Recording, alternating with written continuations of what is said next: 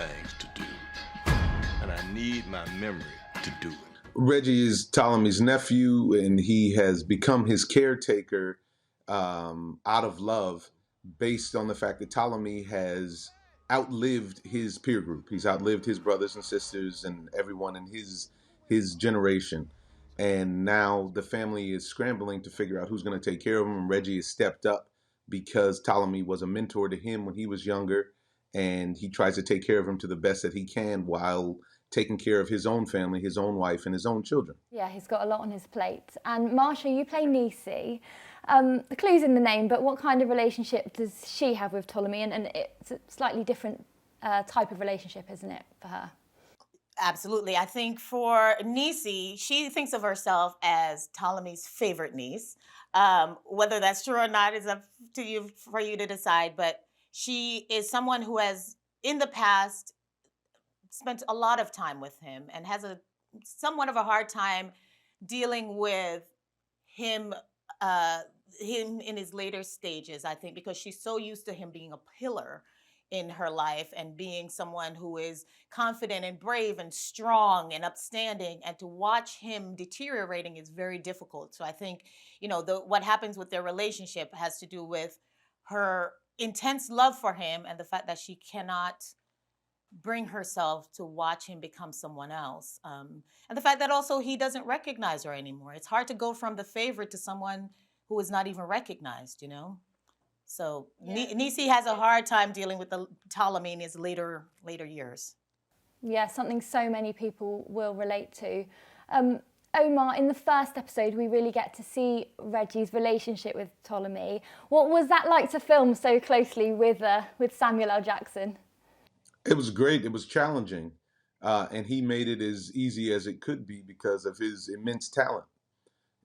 He's somebody who comes prepared, and we all know how talented he is, but he shows us another wrinkle in this, because there were times when I was standing on set with him when we're shooting out and about, and people didn't even recognize him because the makeup was so deep, and the way he transformed himself to move as somebody in pain and elderly, it was very impressive.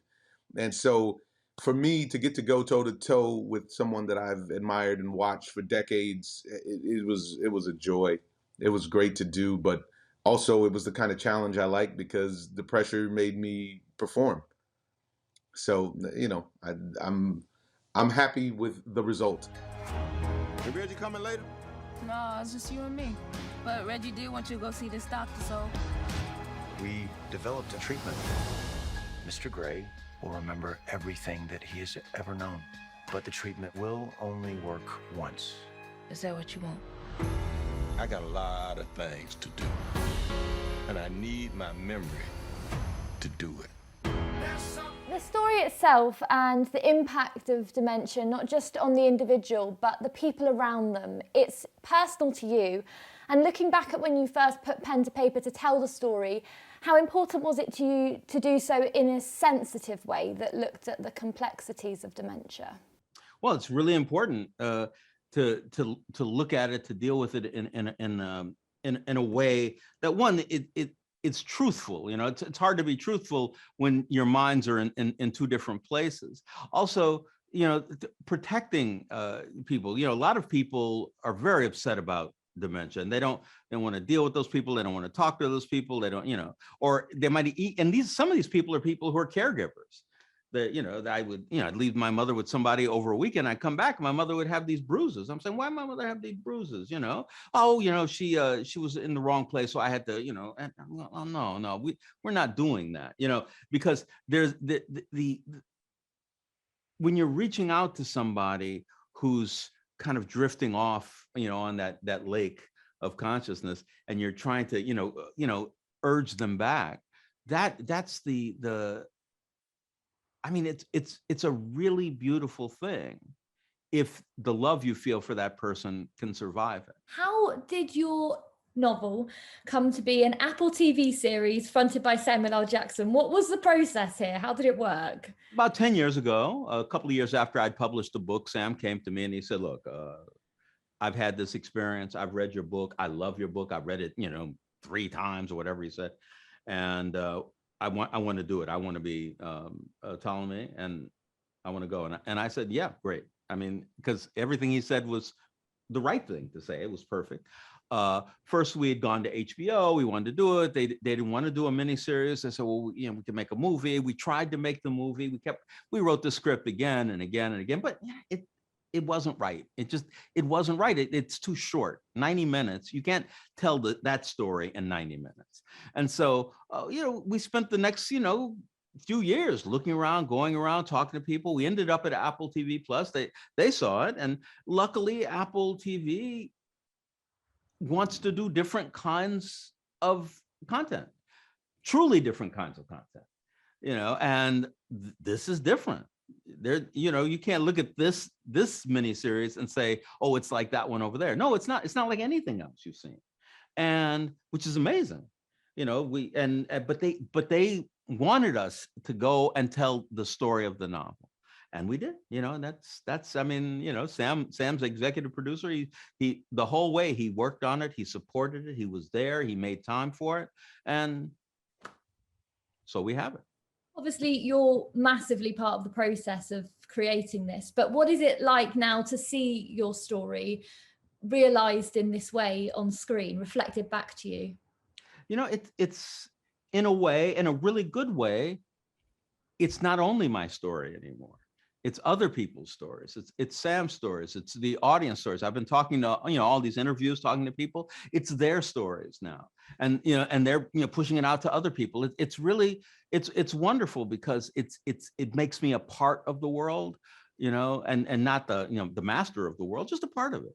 And I love that because that's the way, you know, art should work. I can see it all so clear now. My mind, it's a whole lifetime just spinning around in there. My Uncle Toy Dog stole something. Treasure. I'm gonna find it. Papa Gray, I'm worried about you. The rate of the decline is accelerating. Meaning my mind's gonna be worse than it was before. Cynthia exists at the top of the story and really throughout in Ptolemy's mind. She is the woman that was the love of his life. And as he likes to describe her, the most beautiful woman he'd ever beheld, which I think has never really been about her being her external or her visual beauty. I think it's always been about sort of the hold that she has on him. And I think that has so much to do with when they meet, there is such an immediate intrigue on both of their parts. She is immediately pulled into this man who reads books and thinks in a way that the men she's dealt with in the past have not, and that excites her because she's a thinker. She's a person who lives outside of her time, outside of rules, and who was looking, I think, for someone who could meet that challenge. And boy, does he meet it in her, because I think that the level of fierceness that exists in her, the fire with which she loves him, scares him. But the boldness that he has to make the choice to love her is what empowers him to be opened up to so many new things. And then because of that, she's able to, in his memories, be crystallized and pierce through that fog of dimension, anchor him, ground him, and pull him back. And that same fierce love that they shared is the fierce love that compels him to make this very scary choice to reclaim his memories and come back to us. You're in these quite isolated scenes. What was that like to film with Samuel L. Jackson?